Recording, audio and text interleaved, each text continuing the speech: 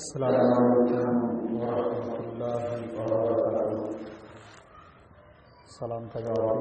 السلام علیکم ورحمۃ اللہ وبرکاتہ. نحمده ونصلي على رسوله الكريم. أما بعد فقد قال الله تعالى في قرآن المجيد. بسم الله الرحمن الرحيم. كل نفس ذائقة الموت. صدق الله العلي العظيم وصدق رسوله النبي الأمي المكين الكريم والرؤوف الرحيم. بعده في الشان حبيبه الكريم. إن الله وملائكته يصلون على النبي يا أيها الذين آمنوا صلوا عليه وسلموا تسليما. اللهم صل على سيدنا محمد وعلى آل سيدنا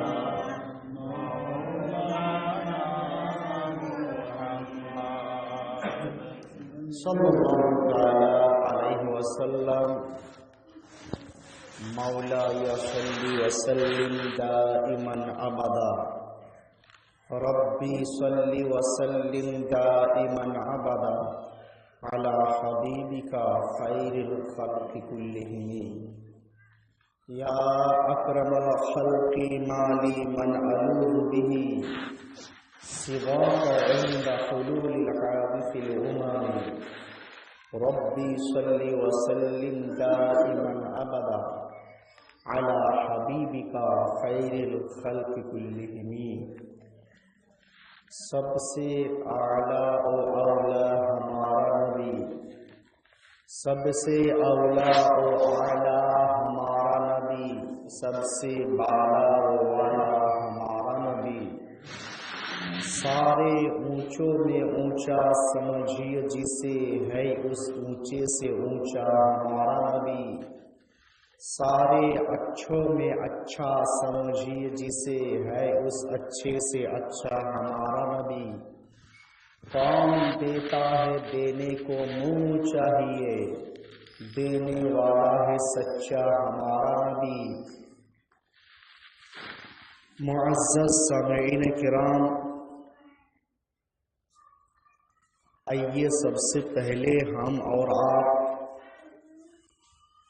حضور اکرم نور مجسم شفیع معظم سید اعلیٰ صلی اللہ تعالی علیہ وسلم کی بارگاہ بیکس پناہ میں درود شریف کا نذرانہ پیش کر لیں. اللہم صلی علی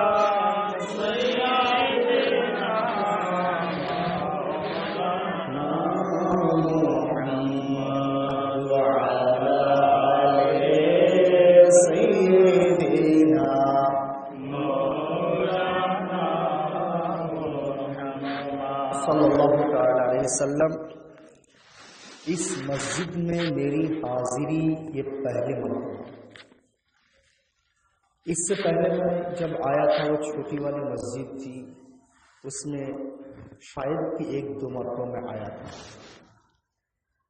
الحمدللہ مسجد دیکھ کے بہت خوشی ہوئی، لیکن افسوس اس سے زیادہ ہوا کہ مسجد جس طرح ہے مصلی اس طرح نہیں ہے.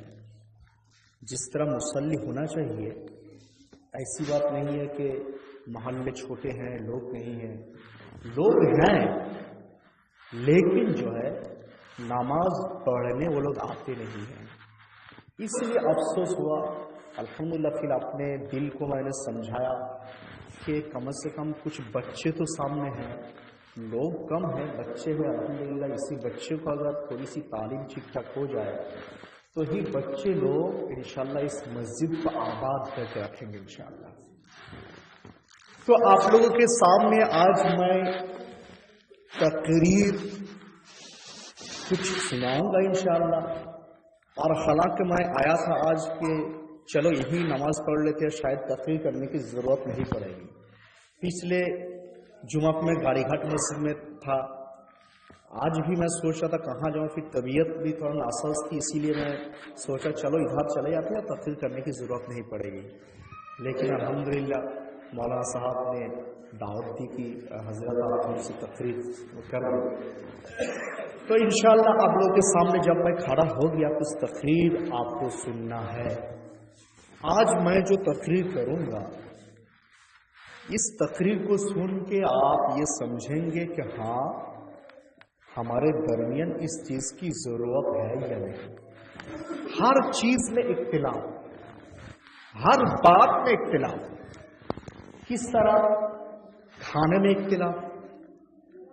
اے بچے اب وہ چپ چاپ بیٹھو نہ تو باہر نکال دیں گے، سمجھو، چپ چاپ بیٹھو، سننے کی کوشش کرو، سنو. ہر چیز میں اختلاف، کھانا میں اختلاف. آپ آسام، بنگلہ دیش، بنگال، بہار، یہاں کے لوگ جو ہے چاول کھانا زیادہ پسند کرتے ہیں، روٹی کم کھاتے ہیں.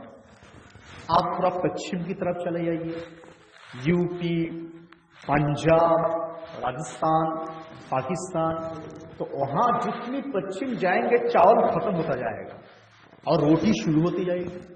اور ایسی ایسی جگہ ہے جہاں آپ پہنچ جائیں گے تو چاول بالکل ہی آپ کو نہیں ملے گا، روٹی کھانے کی عادت ہے.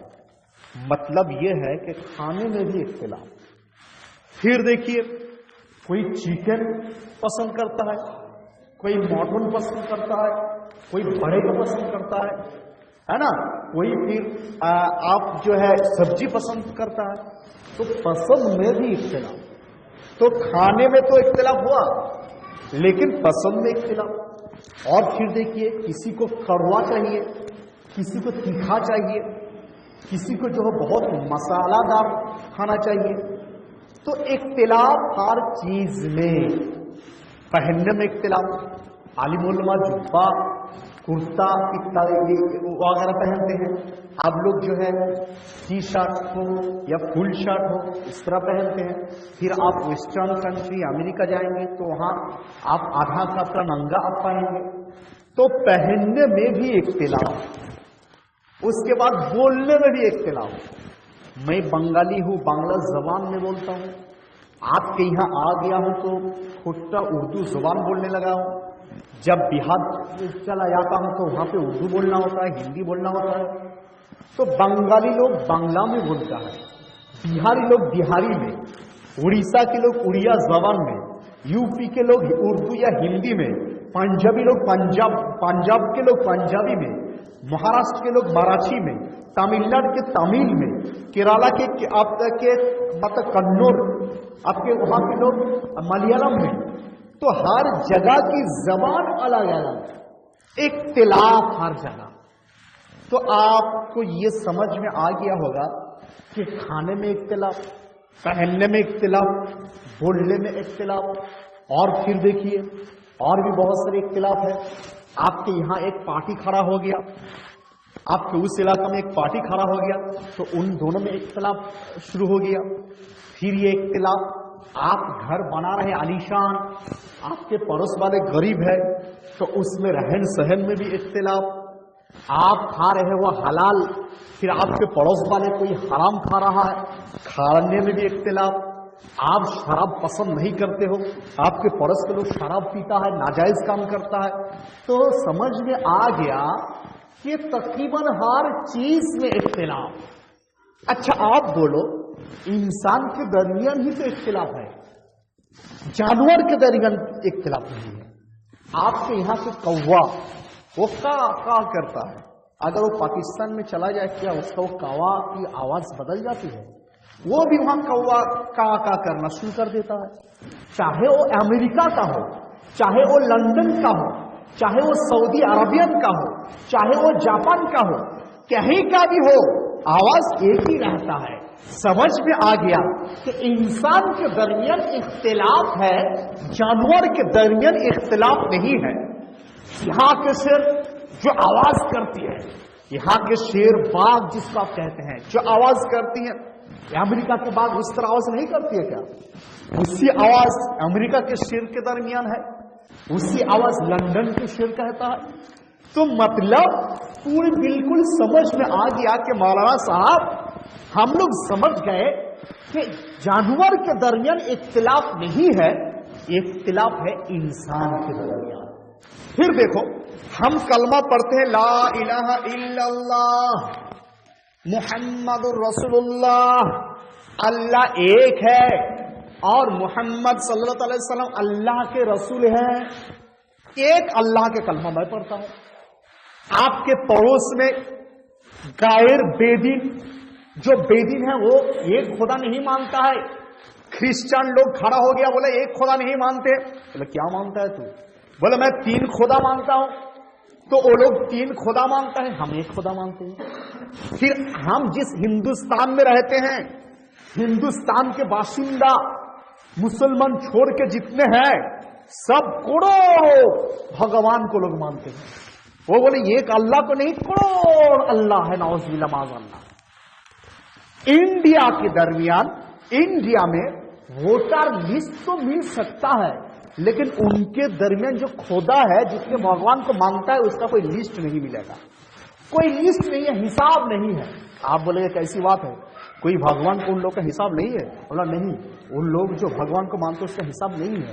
وہ لوگ کسی پیر کو، کسی درخت کو خدا مانتا ہے. آپ گنو پورے ہندوستان میں کتنے درخت گن پاؤ گے. وہ لوگ پتھر کے سامنے خدا مانتا ہے، پتھر کو جا کے پوچھتا ہے. تو دنیا میں آپ پورے ہندوستان میں ڈھونڈو یہ کتنے پتھر ہے، ڈھونڈ پاؤ گے. کہنے کا مطلب یہ ہے کہ ہم ایک خدا کو مانتے ہیں. ہمارے غیر لوگ جو ہے کوئی 3 خدا کو مانتا ہے، کسی کو کوئی خدا کا حساب نہیں ہے، معاذ اللہ نعوذ باللہ. تو مطلب سمجھ میں آ گیا کہ ہم یہ خدا کو مانتے ہیں اور ایمان رکھتے ہیں لیکن غیر لوگ ایک خدا کو نہیں مانتے ہیں. پھر ہمارے درمیان کلمہ پڑھنے والے کے درمیان ہم کہتے کہ ہمارے اللہ پاک و صاف ہے، ایک ہے. لیکن کچھ لوگ اس طرح بھی ہے وہ بولتا ہے کہ اللہ جھوٹ بول سکتا ہے. بولیے نعوذ باللہ. ایسے بھی لوگ ہیں. ہم بولتے ہیں محمد رسول اللہ صلی اللہ تعالی علیہ وسلم، محمد صلی اللہ علیہ وسلم اللہ کے رسول ہیں. یہ ہمارا عقیدہ ہے. دیکھو اس میں بھی اختلاف. کیسے اختلاف؟ آپ تو جان لیے ہو، کچھ دن پہلے آپ جلوس بھی کیے ہو. ہم محمد رسول اللہ بولتے ہیں، جلوس بھی مناتے ہیں. کچھ لوگ محمد رسول اللہ بولتے ہیں، جلوس سے انکار کرتے ہیں. ہم محمد رسول اللہ بولتے ہیں، حضور کو حاضر و ناظر مانتے ہیں. لیکن کچھ لوگ محمد رسول اللہ پڑھتے ہیں، حاضر و ناظر بولو گے تو اس کا کھٹیا خراب ہو جاتا ہے. ہم محمد رسول اللہ بولتے ہیں اور یہ بھی کہتے ہیں کہ سید البشر ہمارے آقا ہے.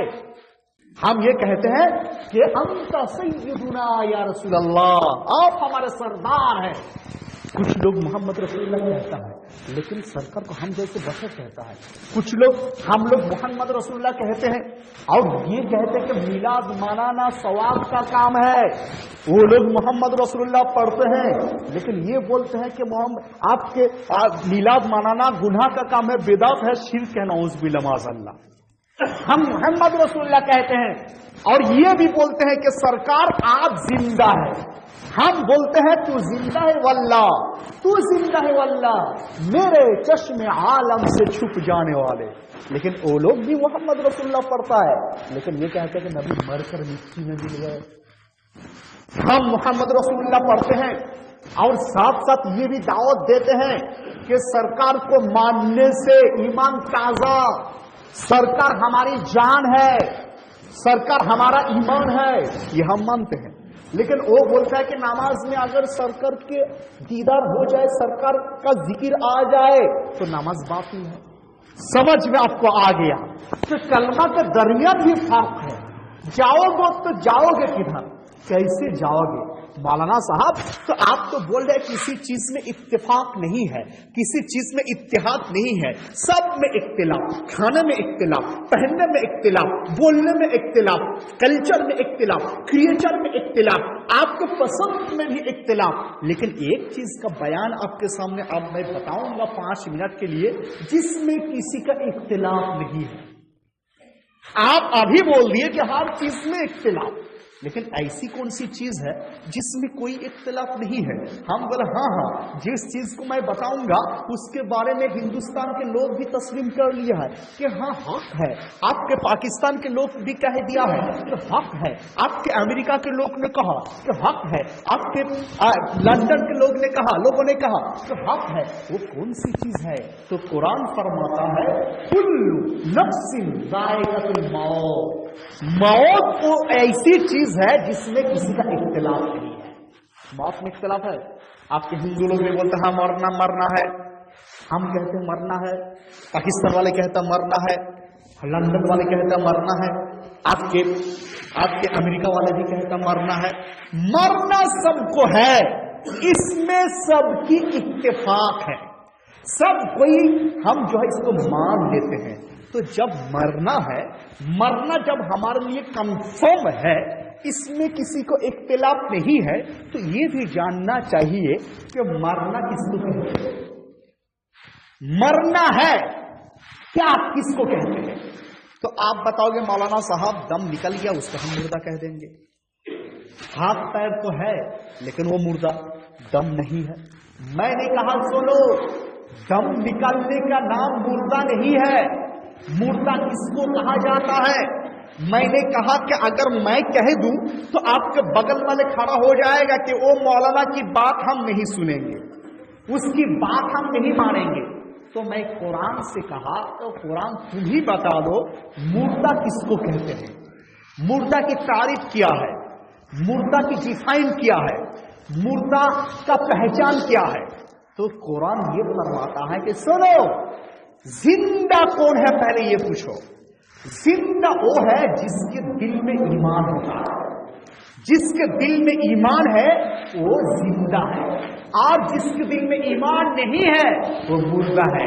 مطلب یہ ہوا کہ قرآن میرے سامنے واضح کر دیا، بالکل صاف بیان فرما دیا کہ جو چلتا ہے پھرتا ہے لیکن دل میں ایمان نہیں ہے وہ مردہ ہے، جو چلتا پھرتا ہے لیکن دل میں ایمان جس کے اندر ہے اس کو تم زندہ کہہ دو، اس کو تم زندہ کہہ دو۔ تو آپ بند کر کے آپ یہ کہہ دو گے کہ مولانا صاحب، مفتی صاحب، آپ کے کہنے کے مطابق مجھے سمجھ میں یہ بات آ گئی ہے کہ جو اللہ کو نہیں مانتا ہے، چلتا ہے پھرتا ہے کھاتا ہے سوتا ہے لیکن وہ مردہ، جو اللہ کو نہیں مانتا ہے وہ اگر بلڈنگ میں رہے، وہ اگر ایئرپورٹ میں رہے، وہ اگر وائٹ ہاؤس میں رہے تو وہ مردہ ہے۔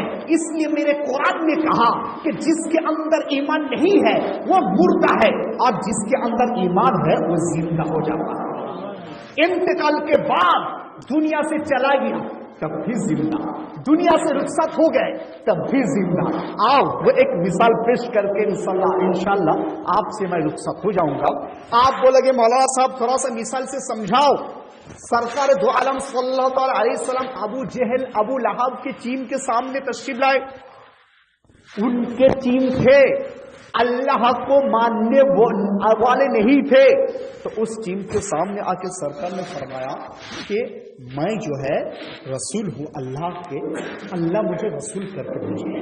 تو ابو جہل نے انکار کر دیا، اللہ تعالیٰ نے قرآن نازل کر دی سرکار پر، سرکار سے کہہ دیا یا حبیب اللہ سنو، انک لا تسمع الموتى، آپ جتنا ہی بولو گے یہ لوگ مردار ہیں، یہ لوگ سننے والے نہیں ہیں۔ مطلب یہ ہوا قرآن کہہ دیا کہ ابو جہل زندہ تو تھا لیکن مردہ ہے، چلتا تو تھا لیکن مردہ ہے، کھاتا تو تھا لیکن مردہ ہے، بولتا تو تھا لیکن مردہ ہے۔ اب پھر اور ایک پہلو دیکھ لو، جب امام حسین رضی اللہ تعالی عنہ کربلا کی سرزمین پہ جب ہاتھ ایک طرف بکھر گیا تھا، پیر ایک طرف بکھر گیا تھا، اس ٹائم قرآن نے کہا وَلَا تَقُولُوا لِمَن يُقْتَلُ فِي سَبِيلِ اللَّهِ أَمْوَاتٌ، ہاتھ بکھر گیا لیکن وہ زندہ ہے، پیر بکھر گیا لیکن وہ زندہ ہے۔ तुम लोग देख रहे हो कि दुनिया से चले गए, नहीं, वो जिंदा है। इसीलिए हमारा ईमान भी पुख्ता हो गया कि जो ईमान के साथ दुनिया से रुखसत होता है, आंख बंद होता है लेकिन वो जिंदा रहता है, हाथ जो है काम नहीं करता है लेकिन वो जिंदा है, पैर काम नहीं करता है लेकिन वो जिंदा है। तो कुरान से अकीदा समझ में आ गया मौलाना साहब, हर बात पर इख्तिलाफ, लेकिन मौत एक ऐसी चीज है जिसमें कोई इख्तिलाफ नहीं है। तो समझ में आ गया। इस बस्ती के लोग आप समझ लो, और जो माइक से सुन रहे हो, जुमा पढ़ने नहीं आते हो, वो भी समझ लो, अगर नमाज नहीं पढ़ोगे तुम चलता फिरता मुर्दा मालूम हो जाओगे। तुम नमाज नहीं पढ़ोगे, घर में रहोगे, खाना पीना खाओगे, लेकिन कुरान तुमको मुर्दा कह रहा है, कुरान तुमको जिंदा नहीं कह रहा है। अल्हम्दुलिल्लाह, मस्जिद को आबाद करो। मस्जिद को इसीलिए बनाई गई कि मुसलमान आएंगे उस पर नमाज पढ़ेंगे। मस्जिद को इसलिए नहीं बनाई गई है कि सिर्फ परसों लोग देखेंगे तो बोलेंगे कि इस मोहल्ले के लोग जो है बहुत मालदार है, कितनी शानदार मस्जिद बनाई। इसलिए नहीं मस्जिद बनाई जाती है। मस्जिद बनाई जाती है कि उसमें मुसलमान आके नमाज कायम करे, एक अल्लाह को माने, और मरने के बाद भी जिसको जिंदा कहलवाया जाए, जिसको जिंदा कहा जाए। तो इसलिए भाइयों, आप जो है जो नमाज पढ़ नहीं आते, उनसे मेरी गुजारिश ये है कि आप मुर्दा टाइटल ना लो, जिंदा, और दुनिया से जाने के बाद भी जिंदा टाइटल लेने की कोशिश करो। यही बोल के मेरी मुख्तसर गुफ्तगू खत्म करता हूँ। आखिर दावाना अल्हम्दुलिल्लाहि रब्बिल आलमीन, अस्तगफिरुल्लाहल अज़ीम, अस्सलामु अलैकुम व रहमतुल्लाहि व बरकातुहू। अज़ान दाओ।